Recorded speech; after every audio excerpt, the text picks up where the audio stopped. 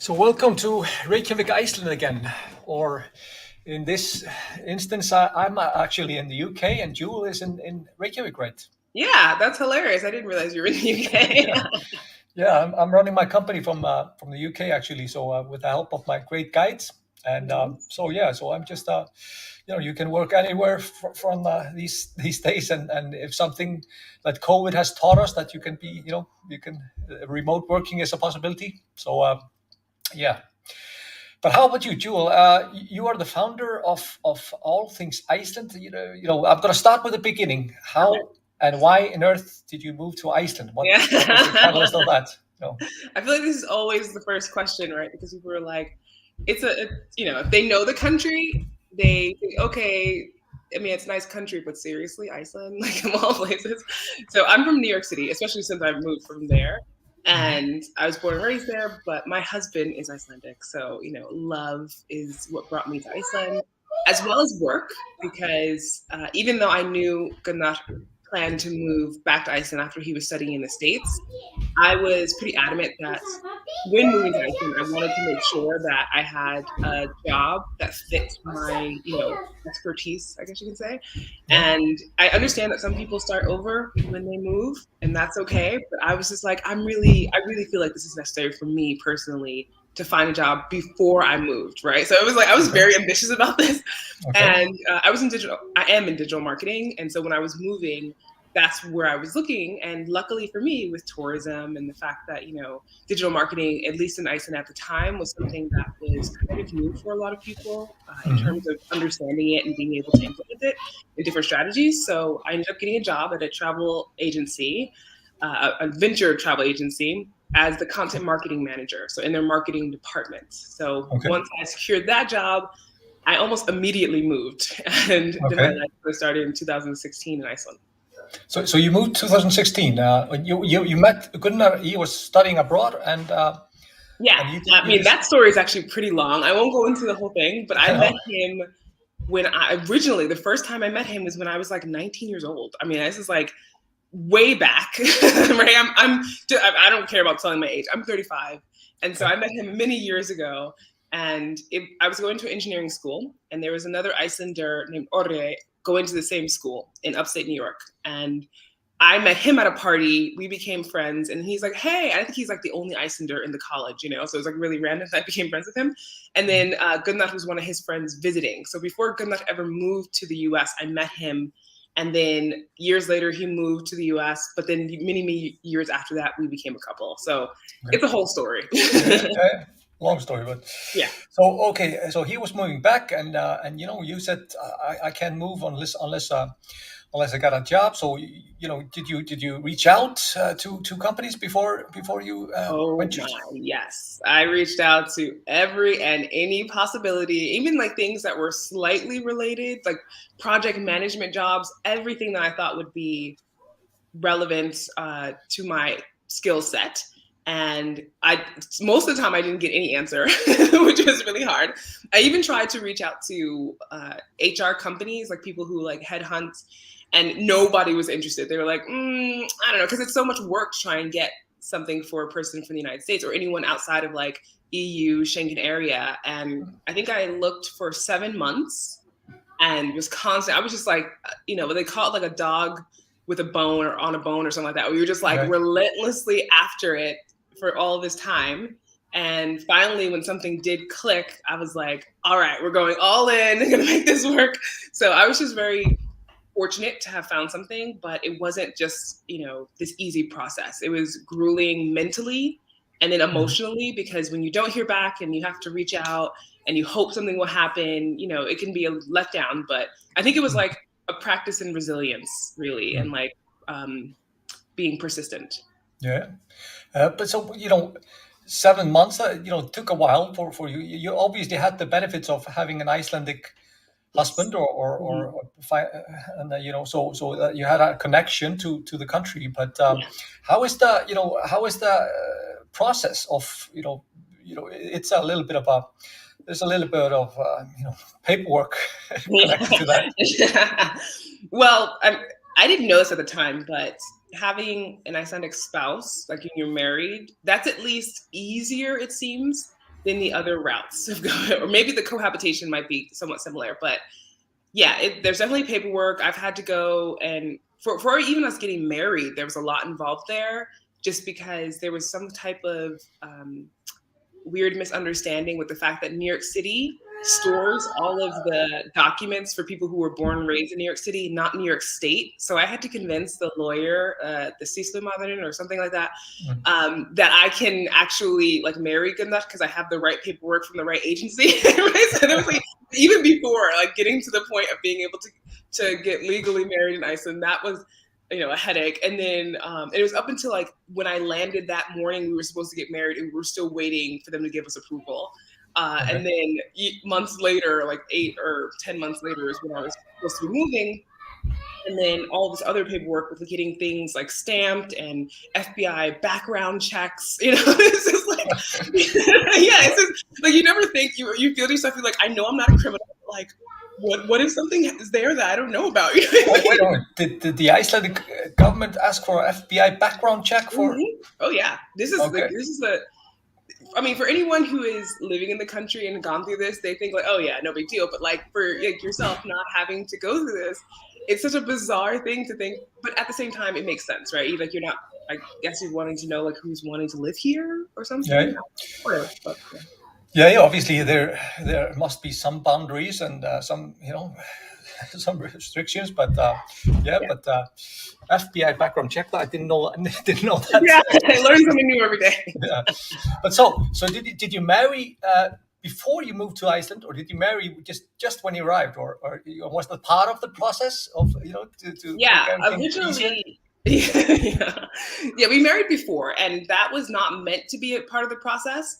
But so okay, if we go back to 2015, we got engaged, and at that time I was not looking for any type of job in Iceland, right? I was just like, whatever, we're engaged. It was like my birthday weekend or something like that.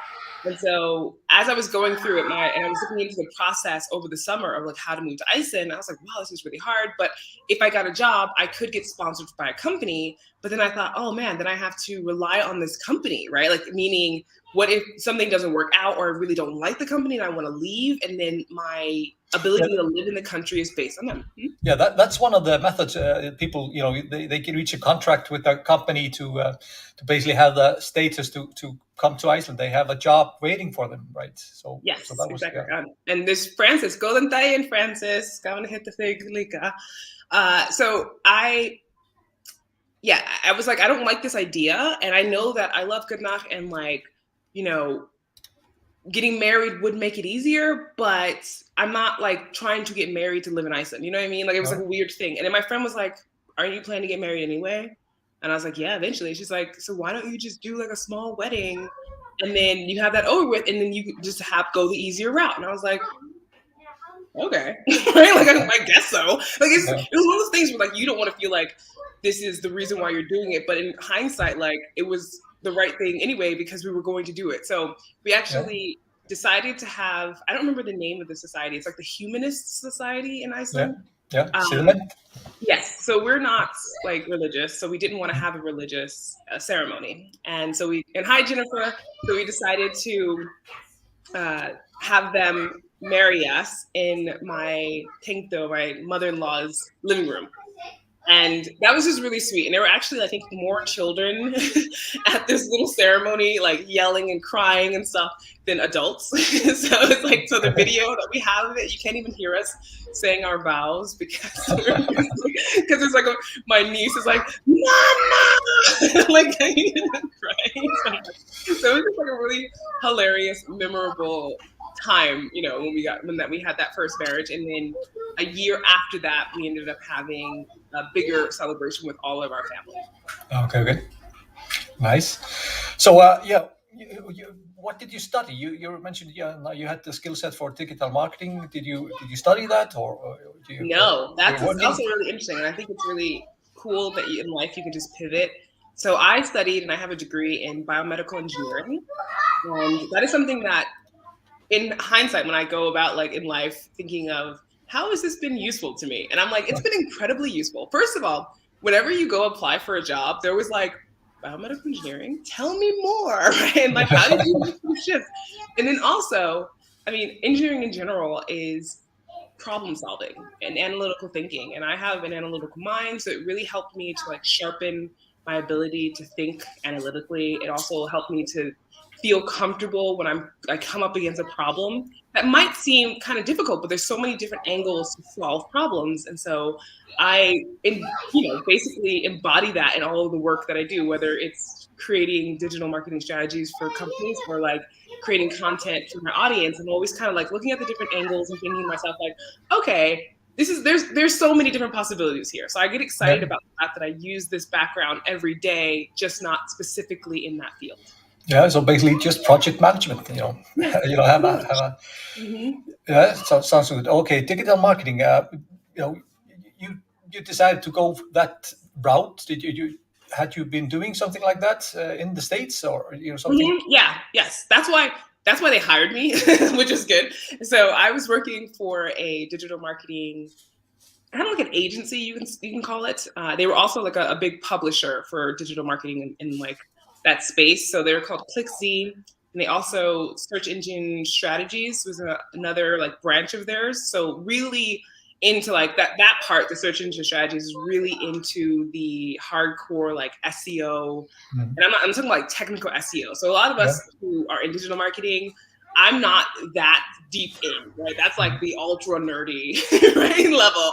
But still, we held conferences for all of these things. And like a big part of my job was, of course, helping with digital marketing strategies for these conferences, but they were actually to market to digital marketers. So you really had to understand digital marketing and like the new technologies that are coming up and the different ways that, you know, digital marketers can reach their target audiences.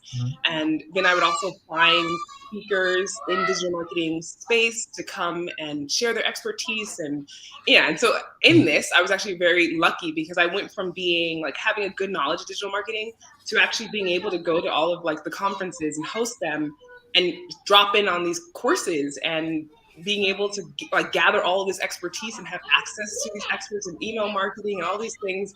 So I built up my own knowledge and then was able to bring that over to Iceland.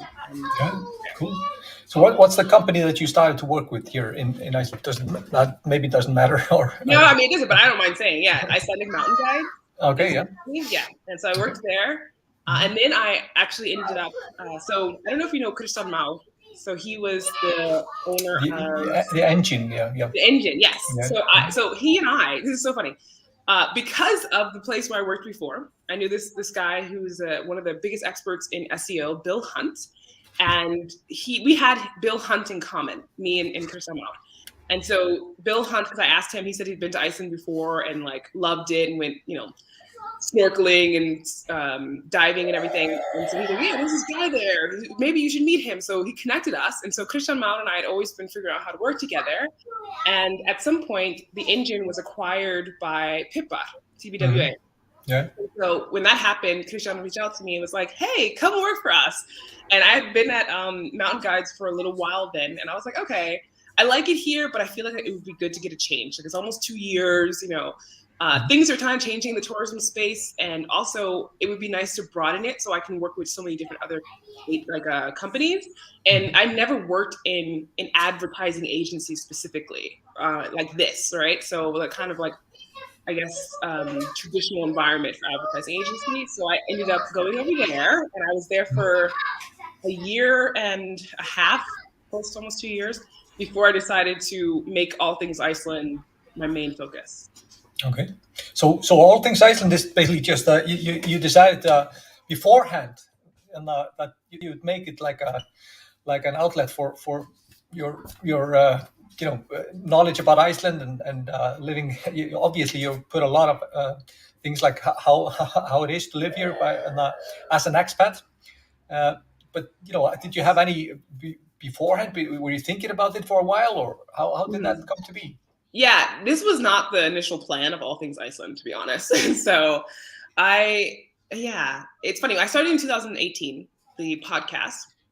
And the idea was that people were always asking me ideas. Now, even though they were always asking me about Iceland. And even though I had like ideas of, of course it could become something else.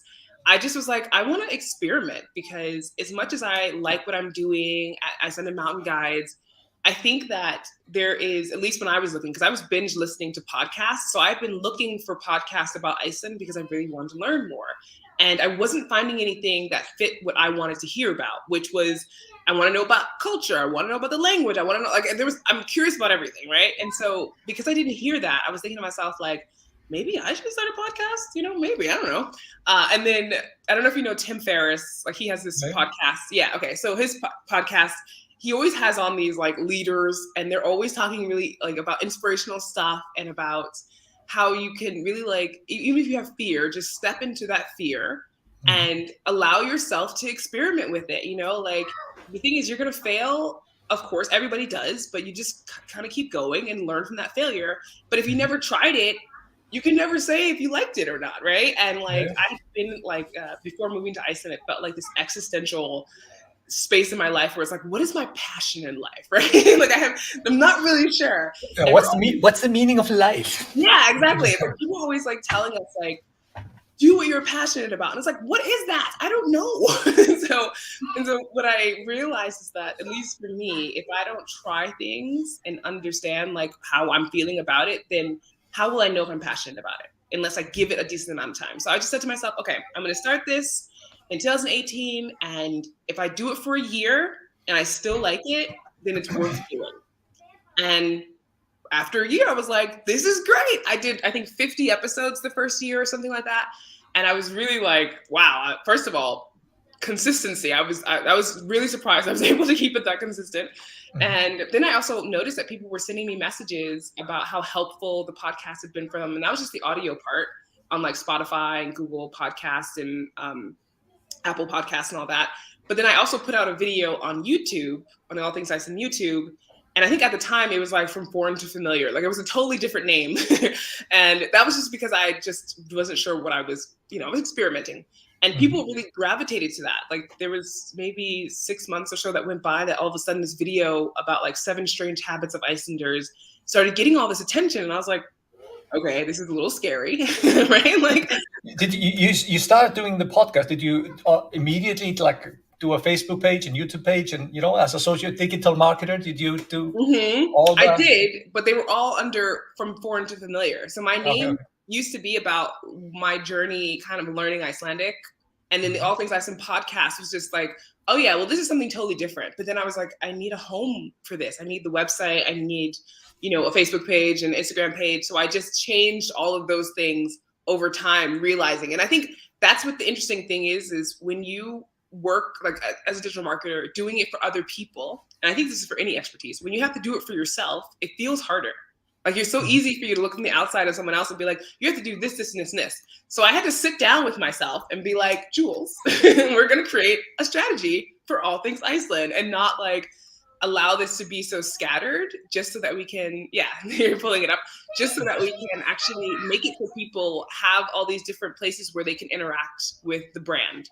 So I was really excited and happy about the fact that like once I got that whole, all the channels together, that I was able to then provide this content on many different platforms. Hi, Tashi from New York City.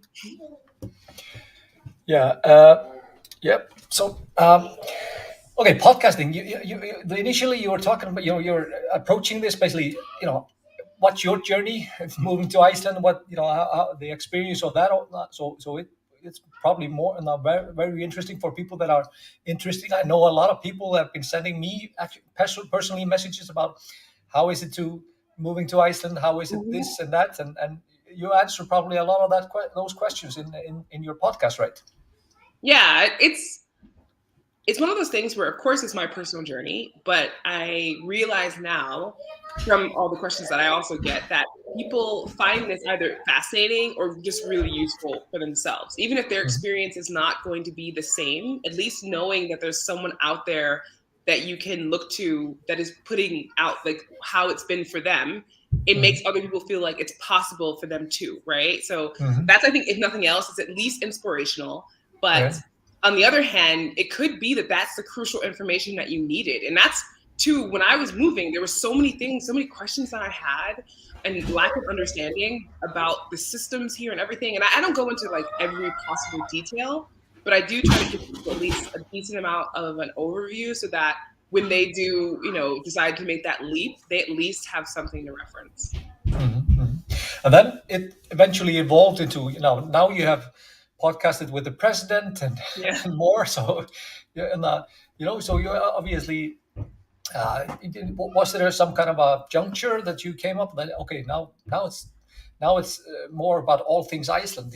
How did you come to that conclusion? Well, as much as I loved the people at Kippa, they're lovely and amazing. I realized that a lot of my life was taken up doing that job. So I was the chief digital and strategy officer for like the internal part of the company, meaning like doing strategy for the agency itself and then for outside clients. And that's a decent, amount of work in terms of the amount of hours that go into like writing up potential pitches for clients. And thank you so much. Is it France? Franca. Franca. Yeah. Thank you, Franca. I didn't see the E again. Not sure about the pronunciation, but yeah, we're probably way too much like we'll go with that. Frank. But as much as I loved like the experience I got at the advertising agency, I had no time for All Things Iceland. And there was just this feeling inside of me, like in my gut and in my heart, that I was just so sad. And I thought to myself, wow, that if I'm missing it that much, I legitimately need to do something. I have to change something in my life. And it's funny that like I ended up asking to work halftime there, just to like make space. And then at one point I was like, no, even halftime feels like I need more time creatively and like emotionally, physically, all of this to really like dive into All Things Iceland, because what I'm trying to do with the brand and also just the building the community, it takes so much of, I'm sure you're aware, like with your own company, it takes so much up from you. And like, this is, if you're going to go all in, you have to take that leap. And so I just decided that it was time for me to do that. Yeah. I admire you for your courage. It's a lot to let go of the day job and go full time for something creative like this. That is, it's a little bit of a struggle sometimes. You have to constantly work at it, and you don't just get the bill at the end. And, right? Your wage bill at the beginning. And like, there's no one else paying you for vacation time. Like in January, I took off from all of social media. I was like, I need a break. I'm going to visit my family, and no one pays me for that. I just have to take it. Yeah. And I had to realize that's okay. So, yeah, but I think it's this is one thing, for example, for my journey, I've been doing these tours and tour operator for years, and then COVID, everything was down, and I was thinking about that I should do something marketing wise, use the time that we have on our hands, and then I was thinking about doing these live streams and just walking with people, walking with the camera, and didn't have the courage to really push forward until I got, until I myself got COVID. Then I had a month to think. So okay, now, what the hell do I have to lose? Let's try it out and see. And it's amazing to, just have that, to be able to do this. It gives you so much back, to do something creative like this. Absolutely. But it takes the time to do the work. It's surprisingly much work behind the curtains, so to speak. I agree. So you're awesome for you that you figured out a different angle for yourself as well. Yeah, just I'm a creative person, so this is an outlet for me also, just doing different things than just doing bookkeeping or running the tours. So podcast, YouTube, and then you expanded to you're now doing travel advice and what's more connected with All Things Iceland? What are you I have your website somewhere here. Share the screen, window. I mean, I even opened up a merch shop recently because I was just like, that's the thing that's so interesting is about like the possibilities, I guess you can say. But All Things Iceland, I think it says there, like it's about Icelandic language, culture, history, and nature. So travel, of course, is a part of like a lot of these things and kind of brings together. But I have never wanted to be just about travel. You know, like as much as I like to tell or give people advice, suggestions about things they can do, I personally am not interested in just being focused on travel. I need to also be interesting for me to keep going. And so a lot of the times the like interviews that I do, as well as the ability to dive into like historical facts. Like I shared recently about Hans Jonathan, who Yeah, is the first Black citizen of Iceland. And it blew my mind. I shared it on TikTok, which I'm very new to TikTok, but I shared it on there and I shared it on Instagram. And I was just like, wow, so many people did not know about this. Icelanders, like so many Icelanders didn't know. And then of course there's people outside of Iceland. And it was just like, I thought, because I had talked about it, I think in more than a year ago, like 2 years ago or something, that people were aware. And so like, at least in the country, right? But after that, I was like, oh, okay, well, there's so much to share, and like never assume that, you know, what you're going to share is already known to your audience. Like just give it a try. It might be something that ends up being really helpful. So this was the first blog I found while researching my first trip. Oh, thank you so much, Lori. I appreciate that. And I'm so happy that it's been helpful for you. See, this is like, Lori, your comments like yours and Franca and all the other people, these are the things that really help me keep going. And I'm sure the same is for you, Valur, because it is just, you know, as you're giving yourself the space to create, and then as a creator putting it out into the world, you just never know how people are going to receive it. So it's always so heartwarming and beautiful to know that you've given somebody something that can help them in their journey. You know, it might even be just a small piece of information or like their whole trip, but I am just so grateful for that. So yeah, it was amazing to be able, you know, like during the worst months of COVID, that was amazing to be able to guide people just just via phone, to be able to let people out that were maybe in quarantine or isolated, and like take them on a travel for an hour or so. It's just it was amazing to be able to, you know, thanks to technology. Yeah, it's awesome. Hi, Grim and Sorry, I'm always like, like I was on live yesterday on YouTube, and like everybody that was saying hi, I was like, hi, because I'm just like, yeah, you're obviously used to like giving a shout out. Yeah, I mean, that's the thing. I'm so appreciative of what, like, people even just taking the time out to listen or to watch. And if they find it entertaining, that's even better. Like, I could be a little, you know, I have my little jokes every once in a while. They could be a little corny, but it's okay.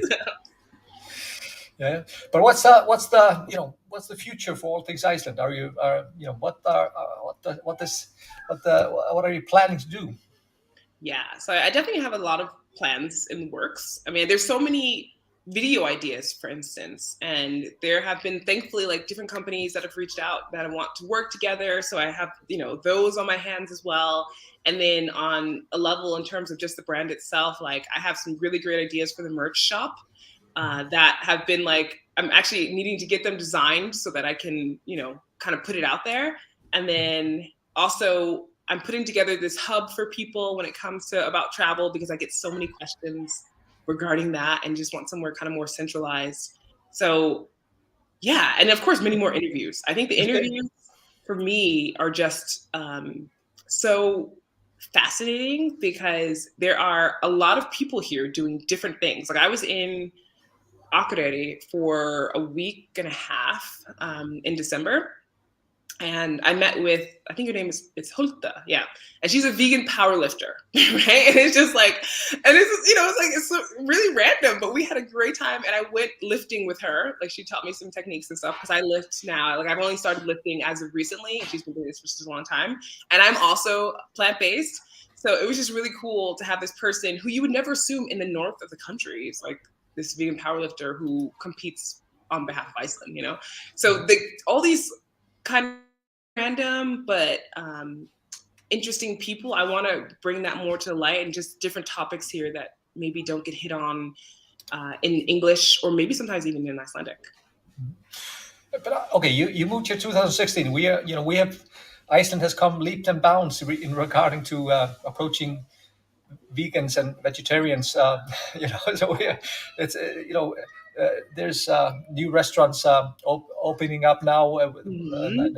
a lot of options now. But you don't have to go back further than 10 years, and maybe Yeah. not even that. To There was not a lot of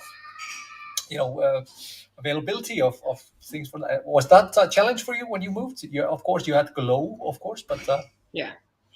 No, thankfully not. And I visited for a few years before moving. And at least every time that I came, and like you were saying, like as time progressed, it was more and more things in the store that were vegan. And I was like, wow, this is amazing. To the point where, Tak Claudine, to the point where we now have Vegan Buden, which is the vegan store, and they say it's the largest vegan store in Europe, maybe in the world, I don't know.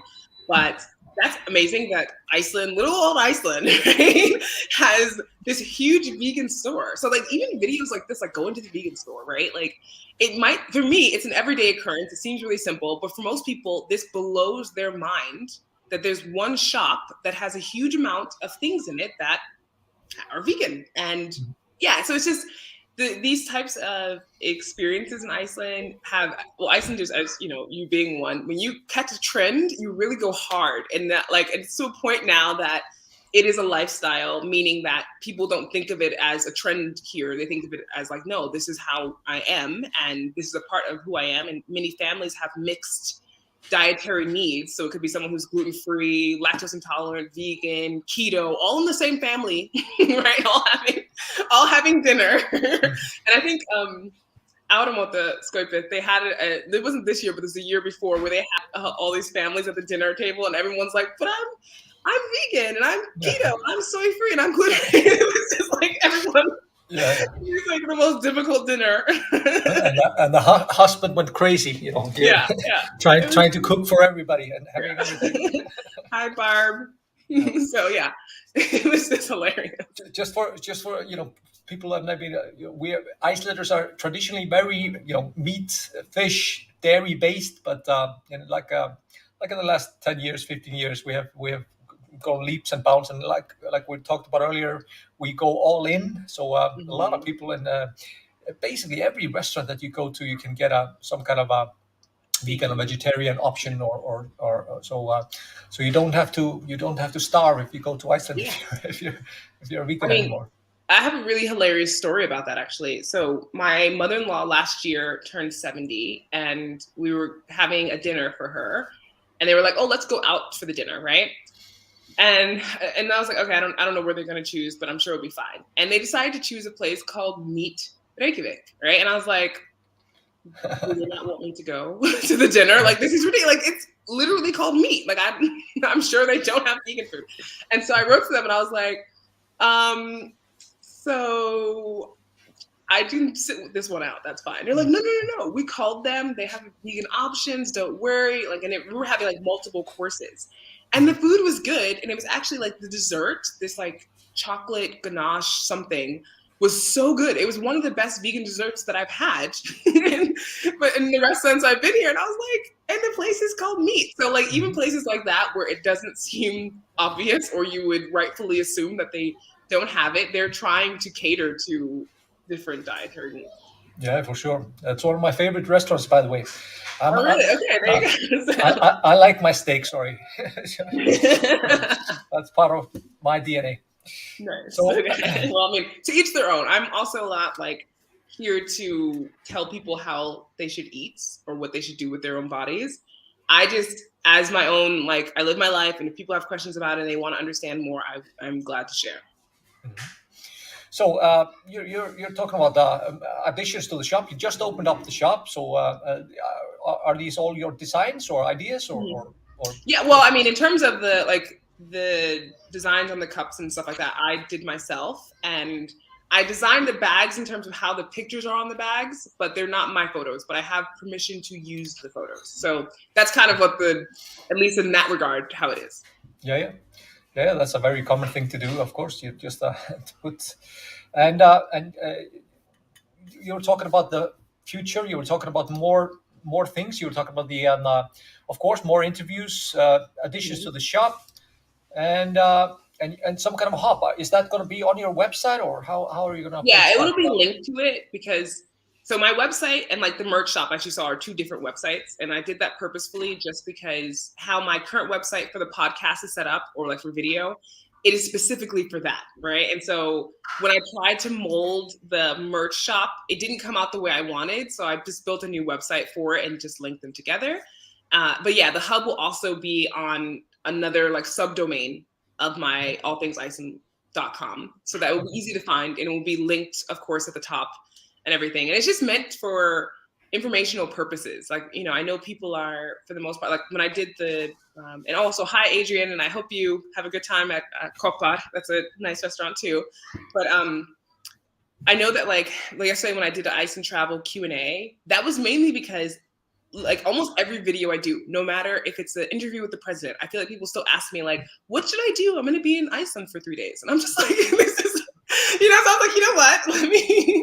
Let me create something that at least helps people, because I can't, like, repeating the same thing over and over again starts to become a little bit hard, because you don't want to feel like you're giving people bits of information. You want to feel like you're giving them something robust that helps them to get to where they want to be, which is like so many things you have to consider before even you come to Iceland, and then when you get here, and then after you leave, because the majority of people that I've encountered, once they've come here, they're looking to come back a lot of the time. And so there's so much more that they can do. So like maybe their first time, you know, they came for a weekend or 5 days or something, and now they need, you know, what else is there? So stuff like that. Yeah, for sure. That's a very common thing. You're getting the same repeat questions, and you're trying to find ways to basically, get people the info and do it well. So I applaud you for going ahead and trying to make something. Like as I've been doing, I'm like, wow, there's so much work. Yeah. You don't want to say you don't want to answer it snugly. You want to answer it fully. And if you're getting the same question every week, it gets a little bit difficult to answer. Exactly. So anything to add before we wrap up? Anything that you want to tell people about? You know, you obviously have the you're on Spotify and you know, all the podcast sites with All Things Iceland. And then the All Things Iceland website is just allthingsiceland.com. Any more? You know, you're obviously on Instagram and Facebook. Yeah. And new to TikTok, I'm trying it. I mean, like, I don't. Are you on TikTok as well? I am. I have an account, but you know, I have. Like I said, we have to have time to experiment with it, and I haven't really had time. I'm like the grandpa of TikTok, like doing something that doesn't make any. Yeah, I felt the same way, and I was just like, until I started watching some of the videos and getting inspired, and thinking to myself, like, you know, this is. My fear of it was much bigger than the actuality of doing it. I think, you know, this thing, we always try to be too perfect. And I know I can definitely find myself doing that. And so I'm just like, screw it. I'm done with being perfect. I'm just going to have fun and see how it goes. And, you know, hopefully it works out. And also I'll just, you know, grow from it. But yeah, I think overall, most of the things have been said. And if people have questions, of course, they can feel free to reach out or want more information. There's tons of episodes. I have over 100 podcast episodes, and then decent amount of videos. And also every week on Instagram, I do an Icelandic news roundup. So I do that usually on Tuesdays. I did it on Wednesday this week just because I needed, you know, had a different time frame. I was just getting back from the US. But like things like that, you know, like even that is my most popular segment on Instagram. And I did this years ago as an experiment, and people kept asking me like, are you going to do the news this week? And I was like, okay, yes, I guess so. You know, so there's like, you know, different information, I guess, that I'm sharing. And I just appreciate that people are, you know, tuning in, and I'm glad that it's been helpful for so many. And I appreciate you also having me on to, you know, talk to your audience and help them to kind of get to know me a little bit. Yeah, and hopefully, you know, I see that, you know, you can use I see Franca just joined you on Instagram, so hopefully some people will join you after this chat and start to listen to some of the podcast. Just you know, it's been on my to-do list to have you for months, so I'm just glad to have you on board. And maybe we'll see each other on TikTok soon. You know, Yeah, on TikTok. maybe I'll reserve a little time to do some grandpa stuff. Yeah, you never know. You might be like the new viral grandpa on TikTok. Who knows? Who knows? So tak. Talk some less. Less.